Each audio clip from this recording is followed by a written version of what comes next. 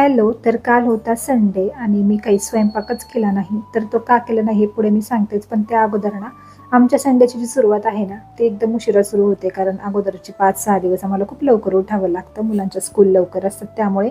मग संडेला निवांत उठले. त्यानंतरची काही रात्रीची भांडी होती ना, ती मी सुरुवातीला लावून घेतली. त्यात तोपर्यंत मुलंसुद्धा उठली.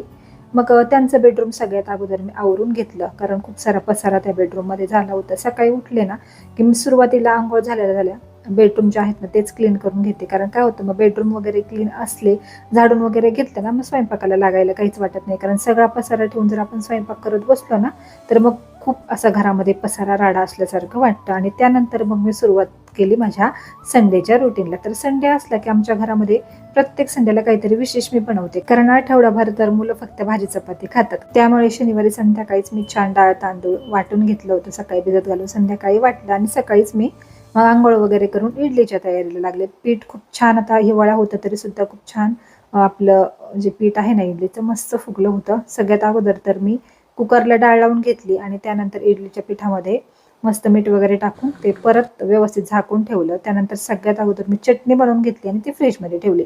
कारण आमच्या इकडे अशी थंड चटणी खायला आवडते. आणि डाळ शिजेपर्यंत मी तोपर्यंत इडलीचे कुकर लावून घेतले. म्हणलं की तोपर्यंत गरमागरम इडली तयार होतील. त्यामुळे इडली मी वाफवायला ठेवून दिली आणि त्यानंतर मी सांबार वगैरे बनवून घेतलं. आणि काय हो मंडळी, तुम्ही फक्त व्हिडिओ पाहताय, लाईक करत नाही किंवा सबस्क्राईब किंवा कमेंट देखील करत नाही. तर प्लीज आपल्या या 30 दिवसांच्या सिरीजला मिनी ब्लॉगच्या नक्कीच छान प्रतिसाद द्या. मी दररोज मिनी ब्लॉग टाकण्याचा प्रयत्न करेल.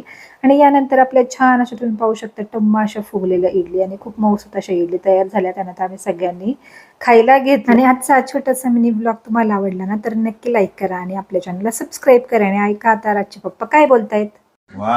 चला मंडळी, अशाच एका नवीन ब्लॉगमध्ये पुन्हा भेटूयात.